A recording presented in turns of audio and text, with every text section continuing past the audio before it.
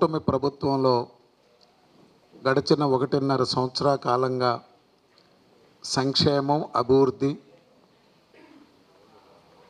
ప్రభుత్వం చేస్తున్నటువంటి కార్యక్రమాలు, అదేవిధంగా పార్టీ పరంగా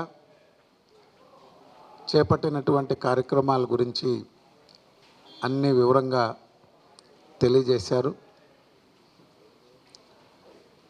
నూతనంగా బూత్ స్థాయి నుంచి ఎక్కడైతే ఎన్నికల్లో వరుసగా కానీ లేక 2024 ఎన్నికల్లో అక్కడున్నటువంటి పరిస్థితులు, ఇతర కారణాలు, ఎందుకు మనం మైనస్లో ఉన్నాం, వాటిని ఏ విధంగా సరిదిద్దుకోవాలనేటువంటి పార్టీ ఆలోచన 40 సంవత్సరాలుగా 10 ఎన్నికల్లో పోటీ చేసినటువంటి సీనియర్లు ఆనం రామనారాయణ రెడ్డి గారు అనేక మంది పెద్దల సలహాలతో ఈరోజు పార్టీ ప్రధాన కార్యదర్శి యువనేత నారా లోకేష్ బాబు గారు ఇప్పటి నుంచే ఎప్పుడో ఎన్నికలు వచ్చినప్పుడు కాకుండా మనం ఎక్కడైతే బలహీనంగా ఉన్నాం, ఎందుకున్నాం, సామాజిక పరంగా అక్కడ ఉన్నటువంటి పరిస్థితులు ఏంటి, మన నాయకత్వం యొక్క పరిస్థితులు ఏంటి, ఏ కారణాలతో మనం నిర్లక్ష్యం చేసి ఏదైనా అభివృద్ధిలో కానీ లేకపోతే ఇతర కారణాలు కానీ ఎందుకు మనకి పార్టీని ఆదరించట్లేదనేటువంటి కారణాలు తెలుసుకోవాలి. పెద్దలతో మాట్లాడి అవి ఏ విధంగా సరిదిద్దాలి, భవిష్యత్తులో వారిని కూడా పార్టీ వైపు, కూటమి ప్రభుత్వం వైపు వారి మద్దతు ఎలా పొందాలనేటువంటి ఆలోచనలో భాగంగా ఈ యొక్క కార్యక్రమాన్ని తీసుకున్నారు. అదేవిధంగా పార్టీ స్థాపించిన నాటి నుంచి కూడా తెలుగుదేశం పార్టీ ఈ భారతదేశ చరిత్రలోనే శిక్షణా కార్యక్రమం, అధికారంలో ఉన్న ప్రతిపక్షంలో ఉన్న ప్రజల పక్షాన పోరాటం. ఎందుకంటే మేమంతా పార్టీ పెట్టిన 10 సంవత్సరాల తర్వాత వచ్చిన వాళ్ళం.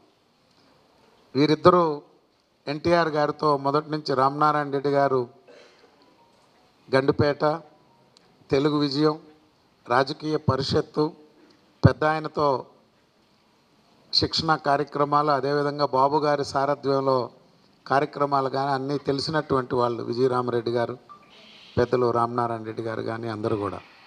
ఎందుకంటే ఈ దేశ చరిత్రలో ఒక రాజకీయ పాఠశాల పెట్టి ఒక డిగ్రీ సర్టిఫికేట్ని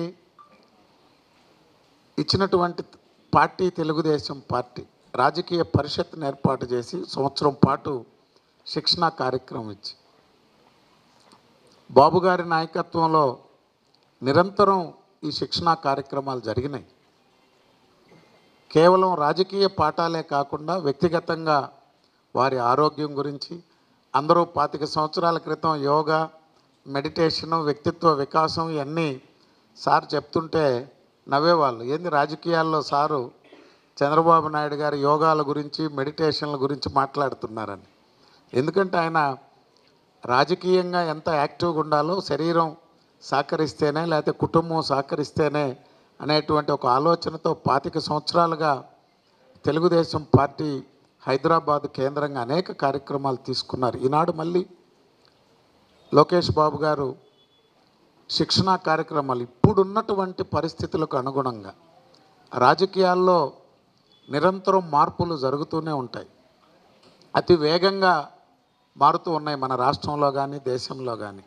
ఆ మార్పులకు అనుగుణంగా, భవిష్యత్తు అవసరాలకు అనుగుణంగా పార్టీని తీర్చిదిద్దాలనేటువంటి ఆలోచనతో పెద్దలందరితో సంప్రదించి ఒక శిక్షణా కార్యక్రమాన్ని రూపకల్పన చేసి 1వ తారీఖు నుంచి మళ్ళీ తాత అడుగుజాడల్లో, తండ్రి నాయకత్వంలో 3వ తరం లోకేష్ బాబు గారు భవిష్యత్ నాయకులు రాబోయేటువంటి భవిష్యత్ తరాలకు తెలుగుదేశం పార్టీ నుంచి మంచి నాయకత్వాన్ని అందించాలనేటువంటి ఆలోచనతో శిక్షణ కార్యక్రమాలు కూడా తీసుకున్నారు.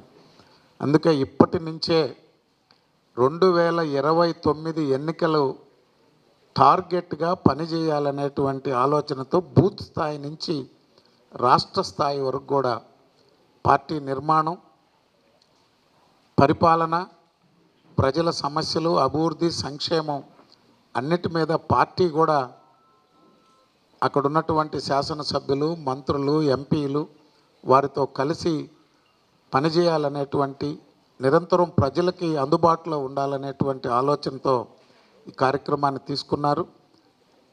పెద్దలు రామనారాయణ రెడ్డి గారి లాంటి సీనియర్లు కూడా ఎక్కడ ఏ గ్రామం ఎందుకు ఓట్లు తగ్గినాయి, ఎందుకు వచ్చినాయి అనేటువంటిది వారికి కొత్తగా చెప్పాల్సిన అవసరం లేదు. కానీ వారి లాంటి సీనియర్లు కూడా ఈరోజు విజయరామరెడ్డి గారి లాంటి సీనియర్ నాయకుడు, ఒకవైపున జడ్పీ చైర్మన్ చంద్రబాబు గారు, అనేక మంది తెలుగుదేశం పార్టీ సీనియర్ నాయకులు ఏ బూత్కు ఆ బూత్ విశ్లేషణ చేసి దాన్ని ఏ విధంగా భవిష్యత్తులో పార్టీని పటిష్టం చేయాలనేటువంటి ఒక ఆలోచనతో ఈరోజు ఈ కార్యక్రమాన్ని తీసుకున్నారు. అందువల్ల పార్టీ పటిష్టత బలోపేతం చేయడమే లక్ష్యంగా భవిష్యత్తులో తెలుగుదేశం పార్టీ విజయానికి ఇది తొలి మెట్టుగా అందరం కూడా భావిస్తున్నాం. ఈ కార్యక్రమాన్ని తీసుకున్న లోకేష్ బాబు గారికి, ఈరోజు ఈ కార్యక్రమానికి ఆహ్వానించి అవకాశం కల్పించిన పెద్దలు రామనారాయణ రెడ్డి గారికి ధన్యవాదాలు తెలియజేసుకుంటూ సెలవు తీసుకుంటాం.